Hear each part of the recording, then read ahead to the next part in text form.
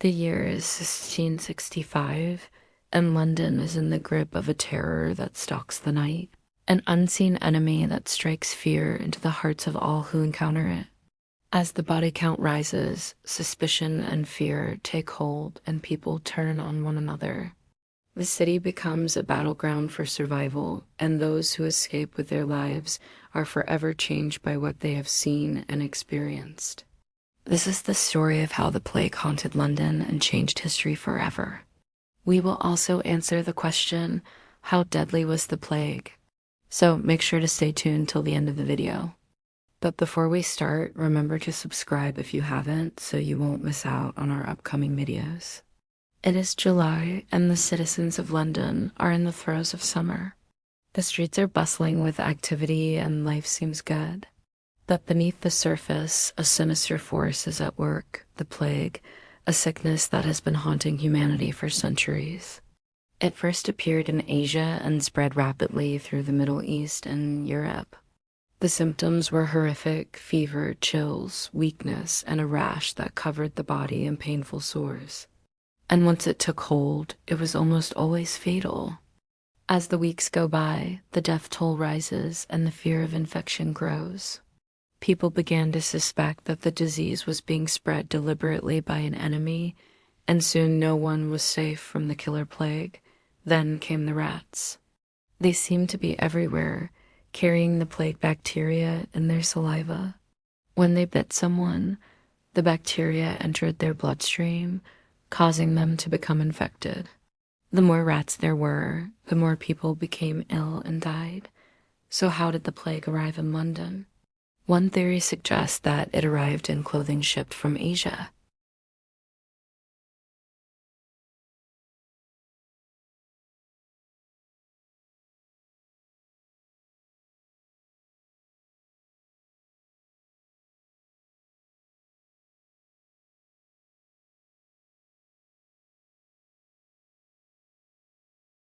The city's population was about 5 million, around half of whom lived in extreme poverty.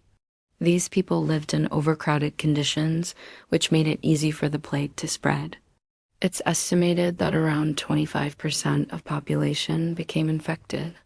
Of those infected, around 25% died, meaning around 10% of the entire population perished. That was around 100,000 people. The victims were mostly poor people, but the rich were not immune.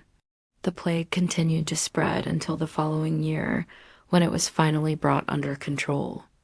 By the time it was over, it had killed more than 100,000 people, but the plague did not end there.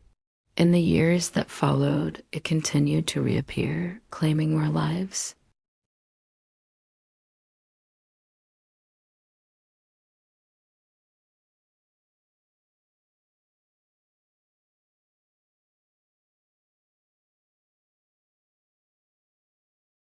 The disease was traced back to a rat-infested ship that had docked in the port of London.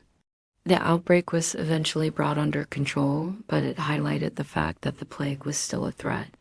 In fact, the plague has never really gone away. Even today, cases of bubonic plague are reported in parts of the world, mostly in rural areas. And though the death toll is low, it serves as a reminder of the disease's enduring presence. As we continue our journey through time, we see the plague reappear again and again, each time taking a heavy toll on human life. But it's not just the physical toll that the plague takes.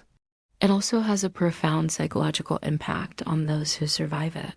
People who survive the plague often suffered from long-term health problems, including paralysis, blindness, and dementia. They were also haunted by the memory of those who had died and the fear of infection. The plague was seen as a punishment from God for the sins of humanity, and people turned to religion for comfort. Churches were filled to capacity as people prayed for deliverance from the disease.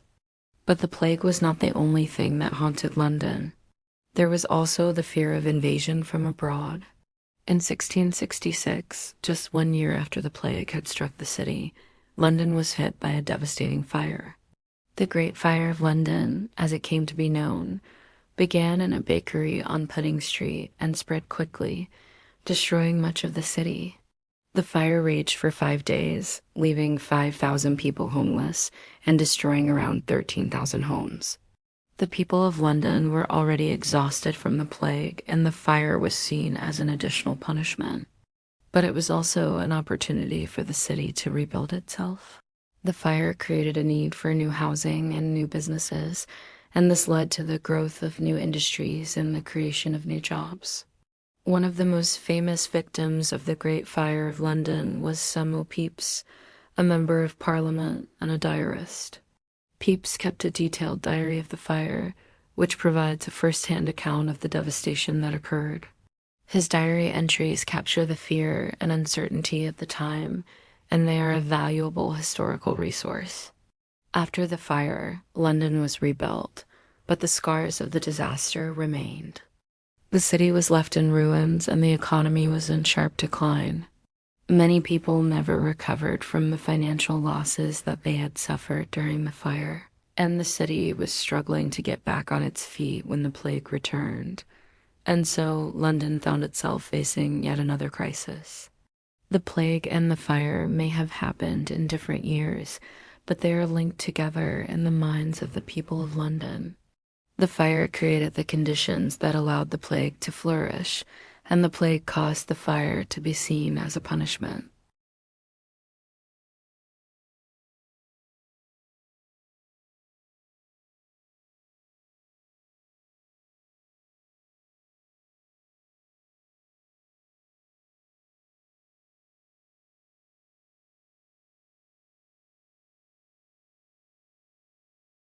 They built new hospitals and clinics and began to enforce laws against rats and other pests.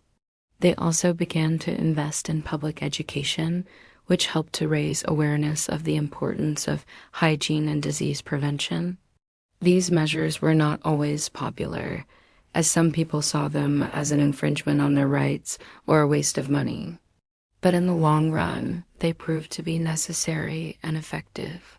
Today, London is a world-renowned city that attracts millions of visitors each year. Its iconic landmarks and rich history make it a popular destination for tourists from all over the world. But the city's past is not easily forgotten, and the scars of the plague and the fire can still be seen today. The plague had a profound impact on the city, killing thousands and leaving many more sick and traumatized. It also led to the destruction of much of the city through the Great Fire of London. But the people of London were resilient, and they worked hard to rebuild their city. They took steps to prevent the spread of the plague and improve public health, which helped to protect the city from future outbreaks. The plague may have been a defining moment in London's history, but it is not the only thing that the city is known for. Today, London is a vibrant and diverse city that is home to people from all over the world. It is a center of culture, finance, and technology, and it continues to be a popular destination for tourists and new residents alike. Though the plague may have haunted London for centuries, the city has not let it define its history. Instead, it has used the lessons it learned from the outbreak to create a better future for its residents. Now, let's try and answer the question, how deadly was the plague? The plague was extremely deadly, especially bubonic plague. It's believed that around 25% of those infected died, meaning that around 100,000 people were killed in London. Alone during the Great Plague of 1665, the plague was caused by the bacterium Yersinia pestis, which is still around today and causes around 2,000 deaths per year worldwide. The bacterium is usually spread by rodents and can cause fever, chills, weakness, and painful sores. If left untreated, it can lead to death within a few days. Thanks for watching the video. What are your thoughts on the Great Plague of London? Do you think you would have survived? Let us know in the comments below. And don't forget to like and share if you enjoyed the video.